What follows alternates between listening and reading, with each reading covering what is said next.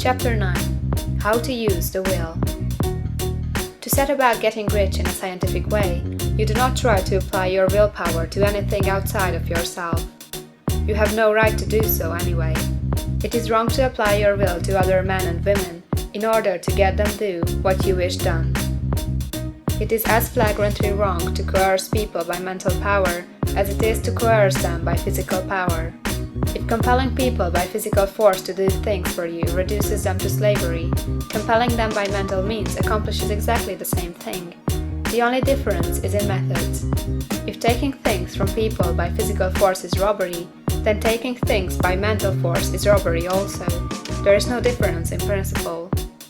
You have no right to use your willpower upon another person, even for his own good, for you do not know what is for his good. The science of getting rich does not require you to apply power or force to any other person in any way whatsoever. There is not the slightest necessity for doing so. Indeed, any attempt to use your will upon others will only tend to defeat your purpose. You do not need to apply your will to things in order to compel them to come to you.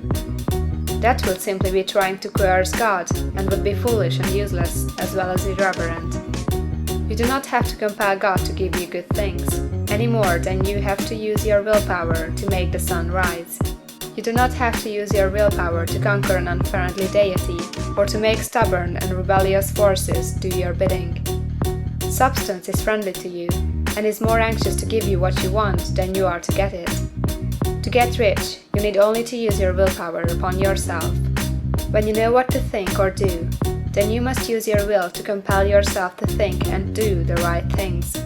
That is the legitimate use of the will in getting what you want, to use it in holding yourself to the right course.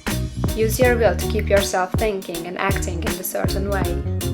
Do not try to project your will or your thoughts or your mind out into space to act on things or people. Keep your mind at home. It can accomplish more there than elsewhere.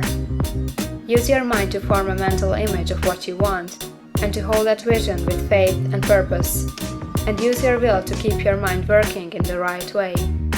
The more steady and continuous your faith and purpose, the more rapidly you will get rich, because you will make only positive impressions upon substance, and you will not neutralize or offset them by negative impressions. The picture of your desires, held with faith and purpose, is taken up by the formless, and permits it to great distances throughout the universe for all I know. As this impression spreads, all things are set moving toward its realization. Every living thing, every inanimate thing, and the things yet uncreated are stirred toward bringing into being that which you want. All force begins to be exerted in that direction. All things begin to move toward you.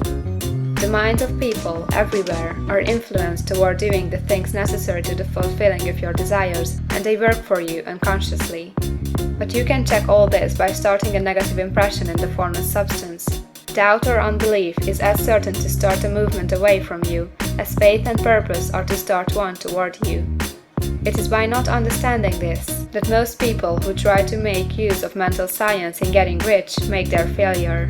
Every hour and moment you spend in giving heed to doubts and fears, every hour you spend in worry, every hour in which your soul is possessed by unbelief, sets a current away from you into the whole domain of intelligent substance.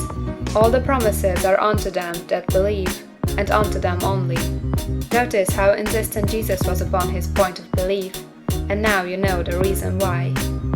Since belief is all important, it behooves you to guard your thoughts, and as your beliefs will be shaped in a very great extent by the things you observe and think about, it is important that you should command your attention.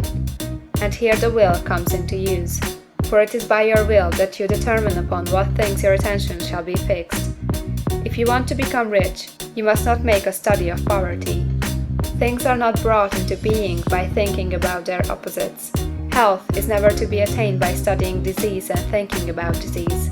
Righteousness is not to be promoted by studying sin and thinking about sin, and no one ever got rich by studying poverty and thinking about poverty. Medicine as a science of disease has increased disease, religion as science of sin has promoted sin, and economics as a study of poverty will fill the world with wretchedness and want. Do not talk about poverty, do not investigate it or concern yourself with it. Never mind what its causes are. You have nothing to do with them. What concerns you is the cure. Do not spend your time in charitable work or charity movements. All charity only tends to perpetuate the wretchedness it aims to eradicate. I do not say that you should be hard-hearted or unkind and refuse to hear the cry of need. But you must not try to eradicate poverty in any of the conventional ways. Put poverty behind you, and put all that pertains to it behind you and make good. Get rich, that is the best way you can help the poor. And you cannot hold the mental image which is to make you rich if you fill your mind with pictures of poverty. Do not read books or papers which give you circumstantial accounts of the wretchedness of the tenement dwellers, of the horrors of child labor, and so on. Do not read anything which fills your mind with gloomy images of want and suffering. You cannot help the poor in the least by knowing about these things, and the widespread knowledge of them does not tend to all to do away with poverty. What tends to do away with poverty is not the getting of pictures of poverty into your mind, but getting pictures of wealth into the minds of the poor. You are not deserting the poor in their misery when you refuse to allow your mind to be filled with pictures of that misery.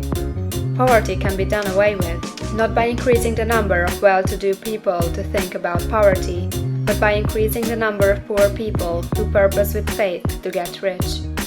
The poor do not need charity, they need inspiration. Charity only sends them a loaf of bread to keep them alive in their wretchedness, or gives them an entertainment to make them forget for an hour or two.